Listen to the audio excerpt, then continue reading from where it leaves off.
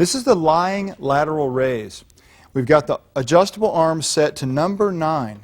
So they're all the way in. That's going to give you the greatest amount of resistance through the entire range of motion, rather than having them a little bit wider. So that's the recommended position. Notice that Amy's lying flat on her back. She's controlling the curve under her spine so she doesn't have some big arch underneath there. Part of what assists with that is the position she's got her legs in.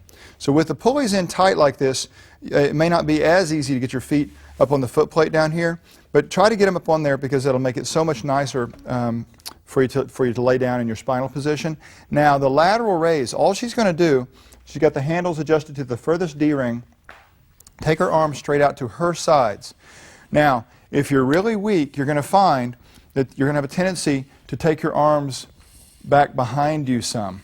So don't do that. Don't throw them. Don't rotate them. She's really concentrating more on lifting her elbow out to the side. The handle and the hand just kind of follow along and go along for the ride, in essence. Now, the path of motion is something she can slightly manipulate. And if you take a look right here, she's moving her arms straight out, and they're kind of following the plane of her torso here the whole time. But she could also move up a little bit at an angle, so that from the side you can see her torso's here, but her arms moving in a plane up at an angle here. And she could even go one more notch and go a little bit more forward, because you really have a continuum or a spectrum of planes between what we call a front raise and a lateral raise. You got all these neat angles in between here too. So these are the angles that are leaning more towards the lateral aspect or the sideways motion.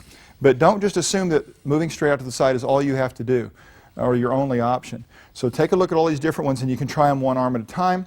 You could actually simultaneously alternate all these great variations.